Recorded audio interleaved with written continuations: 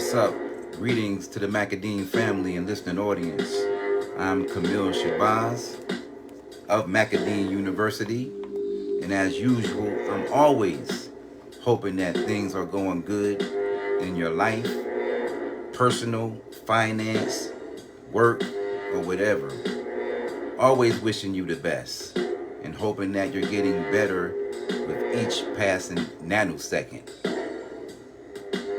I don't know if you got the invite regarding the topic tonight, but the topic is dealing with the proper use of drugs for personal empowerment. You know,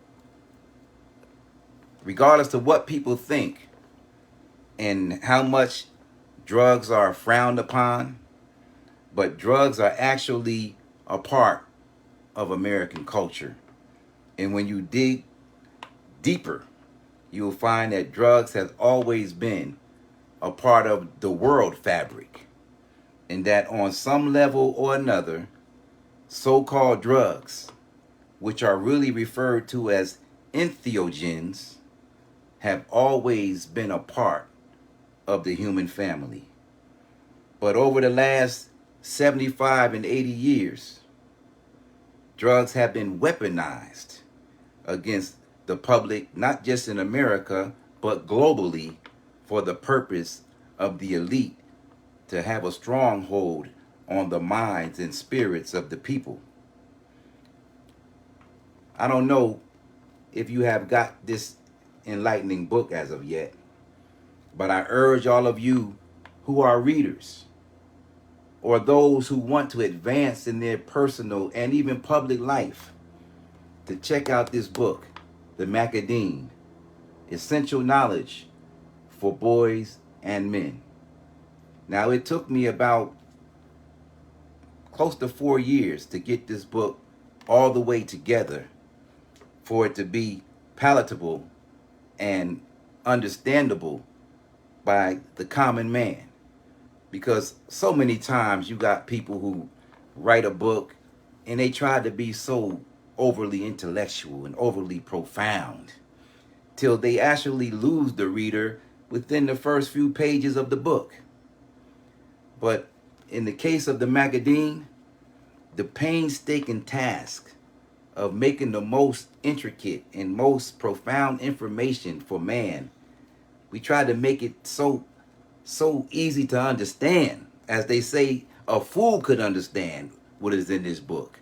Although the principles and the knowledge of this book that's within this book is so very, very, what I would call it. I already used the word profound, but I would just say damn near infinite in its wisdom, because it goes all the way to the root understanding of everything, especially when it comes to what's going on inside of the breast of man, who, as George Orwell said, that man is going through a mute protest today within his bones, because he knows that something is not right.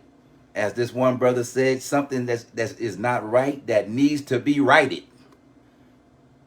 And this book is definitely one of them kind of books that was designed and is designed to put man on the right path. And that path is the path of self-knowledge, which is the greatest of all knowledge that a man could ever get.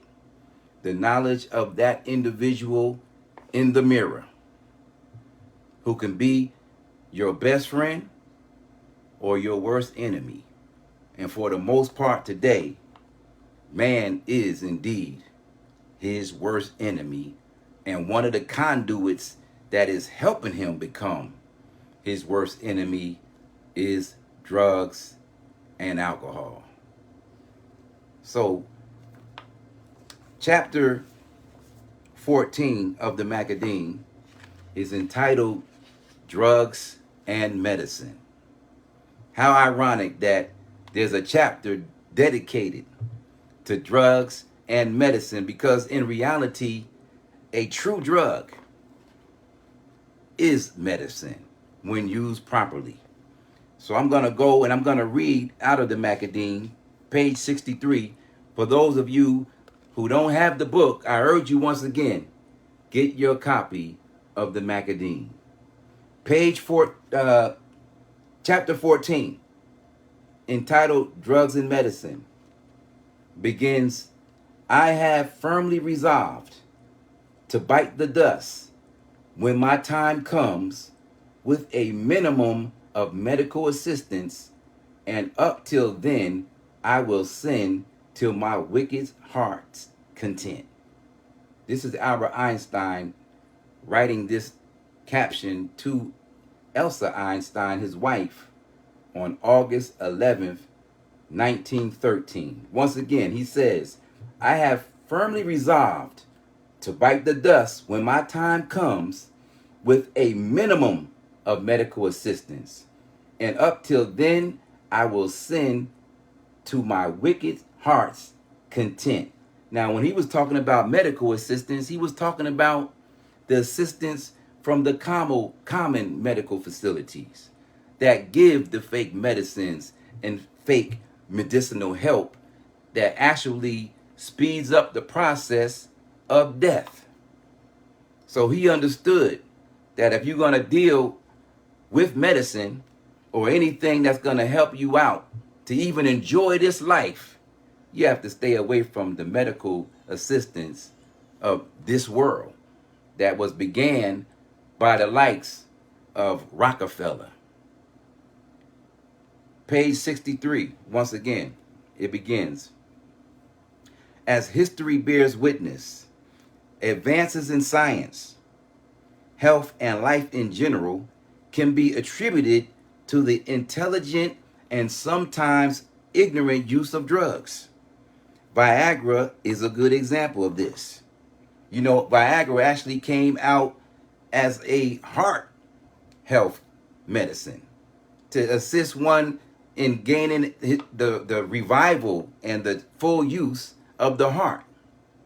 Well, you know, the side effect of that, which is now used over the counter every day, is for a man to attain an erection, attain and maintain an erection.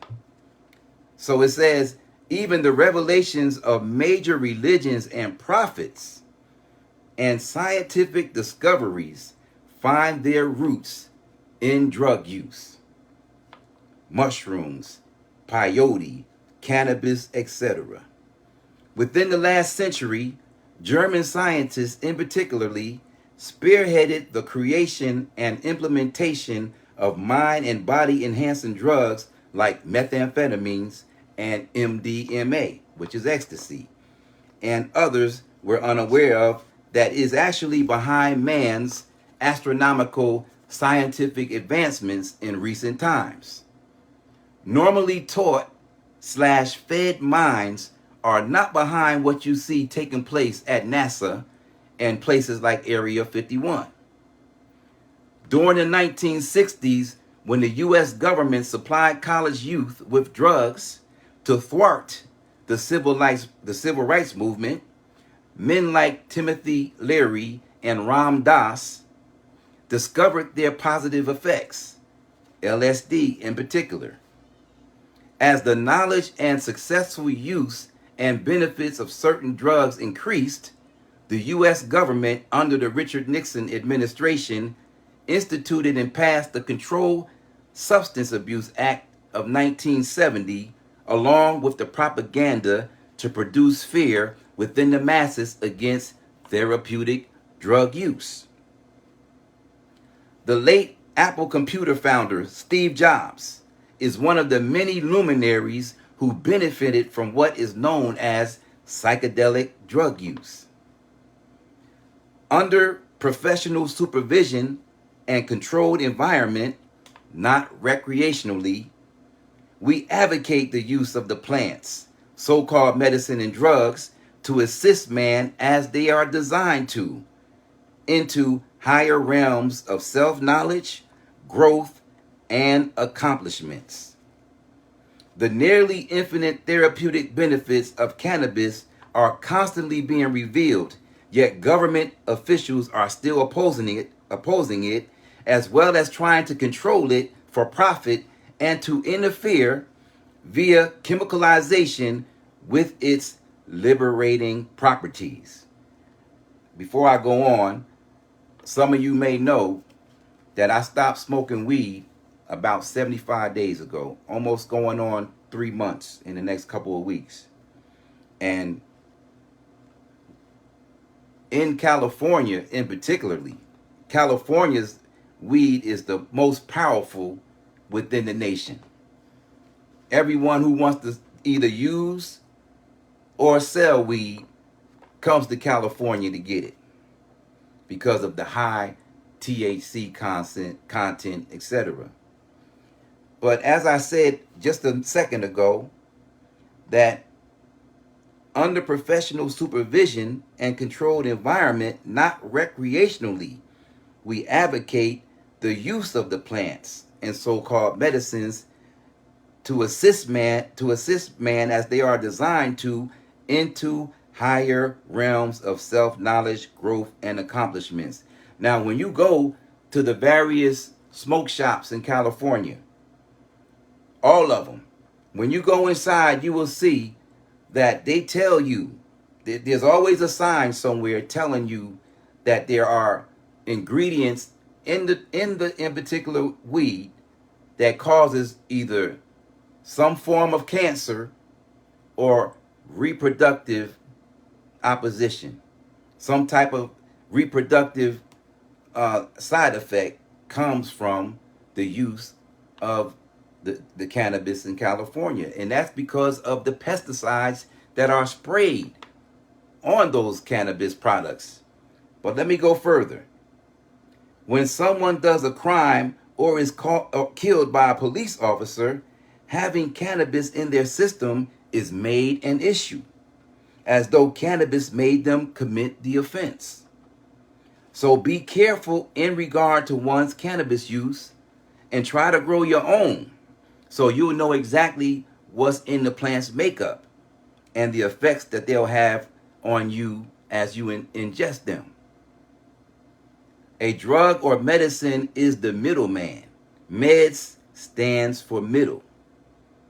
We agree with the adage, let food be your medicine, because that's what true foods really are. The government knows that it is in a man's nature to seek the outside stimulation that's available, safe, and beneficial for him. Substances like cheap alcohol, generic canes like cocaine, procaine, novocaine, sugarcane, etc., do the opposite of the original purpose, that is, to inspire and uplift man to his highest potential. If any so-called drug does not make one be better and want to do better, it should immediately be discarded. If a so-called drug inspires one to steal or hurt others, lie, be violent, etc., do whatever it is in one's power to get it forever out of your life. We don't even like the use of the word drug because it's the past participle of the word drag. Most drugs do exactly that. They drag a person down. So with myself, it wasn't dragging me down psychologically, but it definitely was dragging me down financially. You'll look up and you'll be spending $200, $300 a week on weed and don't even realize it. And one thing that weed has did to me and does to everybody that I know that's still using it till this day, it makes you an addict. I had never been addicted to anything more than I had became addicted to weed. I had to really sit down one day and do a self-assessment. Look in the mirror and say, look, man, this is out of control. You got to slow this shit down or stop. Because it's now affecting every aspect of your life. Even if you don't realize it, it is affecting every aspect of your life. You got to take time out to do it several times a day. And once you do it, it makes you don't want to do anything else for at least a couple hours. You might have had plans on going out to work, hustle, do Uber, DoorDash, or whatever you do. And you look up after you smoke that blunt, you be like, oh, I can do it later. I can do it tomorrow. That's the power that weed has over you. It'll make you stop doing whatever it is you wanted to do and put it off to the next day or the next week, or don't even do it at all. We call the positive, useful plants and substances medicines, not drugs.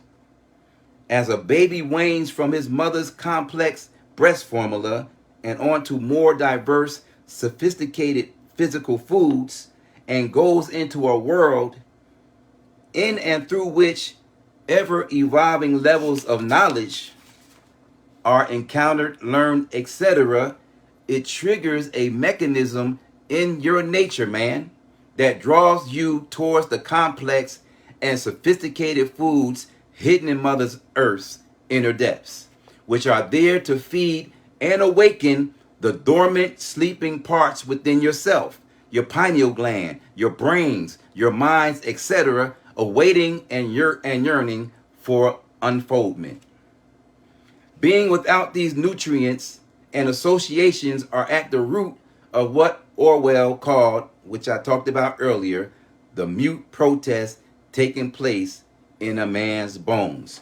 Now, at the footnote on page 65, it says, the said nature in man to seek outside stimulation is also present and observed within the animal kingdom. For example, elephants often go miles outside of their migratory routes to obtain and ingest certain fermented fruits from which to get high off, referred to as the marula fruit, which they also have marula shampoos and soaps. But the elephant goes miles outside of its migratory route to get high off the marula fruit. And it's part of the nature of all creatures of earth to find some stimulation which actually triggers the evolutionary forces that are within us. Getting high really means that you're going higher intellectually, going higher so-called spiritually, not to be drugged down, not to become an addict, a thief, a liar, and one who's losing their money, insanity. But you're supposed to be going higher. And if it doesn't inspire you to go higher, once again, you need to let it go. Most major movers and shakers on our planet, recent, past, and present, have used or are still using LSD. LSD was an accompanying nutrient to various yogis' meditational diets. I don't know if you're familiar with Muktananda, Osha, or Ann Hamilton Byrne, as well as Scientology founder L. Ron Hubbard. These people use LSD. And a whole lot more have used it, but they just don't talk about it. I wouldn't be at all surprised if it comes out that Mr. Einstein had a dose or two himself. Hell, Mr. Telephone, Alexander Graham Bell, along with Sigmund Freud, were great consumers of cocaine at the height of their ideas and careers.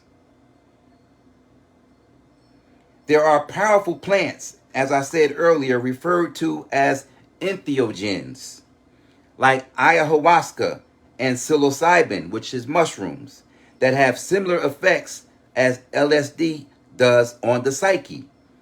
Ayahuasca contains what is referred to as the spirit molecule, DMT, and is produced by the brain's pineal gland, and some say the lungs produce DMT as well. Now, going to ayahuasca. Just over 2 years ago, me and Brother Malik, co-founder of the Macadine, my good brother,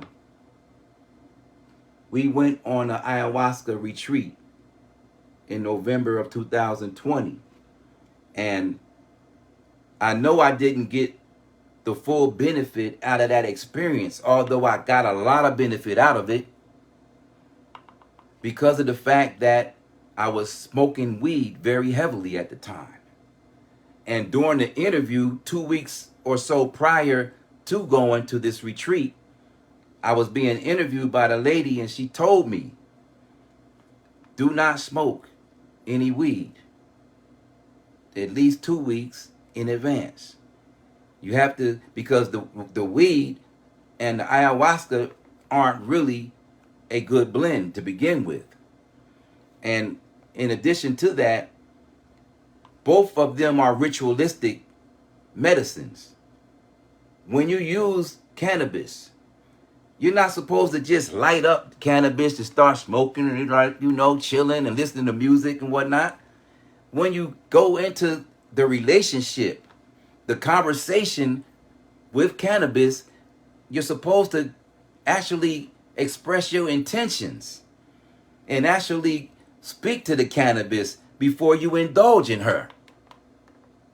See, one of the reasons why she turns on us and we don't get the benefits is because of the fact that we don't respect her and give her the honor that she's due, because cannabis is there to help us with whatever it is we need her to help us with. So that's the common mistake that's made, that's causing this ill effect, in addition to the poison additives that's within her as well.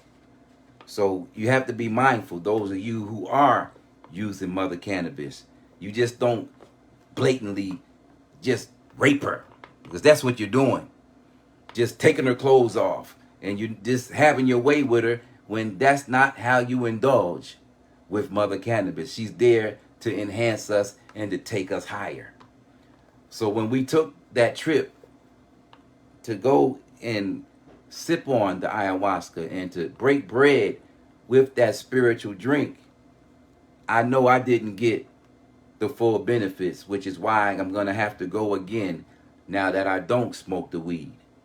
Because that in particular brew, which when you take it in, man, is so mind expanding, spirit expanding, that is considered to be the equivalent to 10 years of therapy in just one sitting. And we were there for about 7 hours. It was a great ceremony.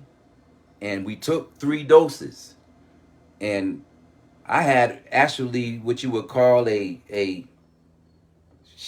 would you say a nervous breakdown or a allergic effect. And I can honestly say that it's probably because I was smoking cannabis when I was told not to. So next time when I do it, I'll make sure that I won't have any cannabis in my system, so that I can get the full effect and the benefits of that powerful drink. So Soma, S-O-M-A, is another plant used by Hindus in some of their spiritual rituals to attain mental enlightenment. Unfortunately, most users of these wonderful plants are the superstitious or the ignorant, who misdirect their powers into more ridiculous, self-effacing use. These plants are not here for that nonsense. That is, to make silly, new, foolish religions and gods. They're here for the purpose of contributing to the infinite advancement of man and his universes. Used properly and under the guidance of those who are expert in the field of entheogens and psychedelics, etc., along with the Macadine teachings, the aforementioned medicines and a few others that may not have been mentioned will eventually catapult a man into the realm of Gog, which means God over gods. That is the forces, the things and events that take place in and around our lives. The zone of existence where all of a man's dreams and desires come true. Very short chapter, but very powerful chapter. If you have this book, I urge you, read this chapter. Read every chapter. Even though I wrote this book almost 10 years ago, I'm still learning from what I wrote, because as Brother Smarter Than Einstein, who's on right now, can bear witness, I put a lot of time and energy, a lot of scholarship into this book.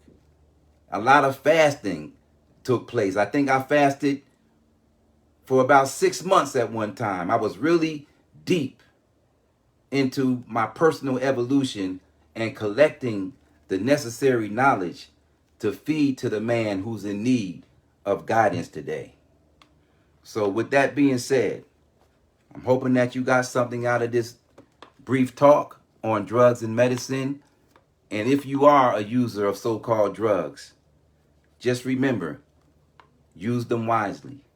Because if you don't use them wisely, they will use you and abuse you, and you'll find yourself in a terrible situation that you might need therapy or jail to save you from. Have a wonderful evening. I'll be speaking to you tomorrow, same time, same station. Salute and peace.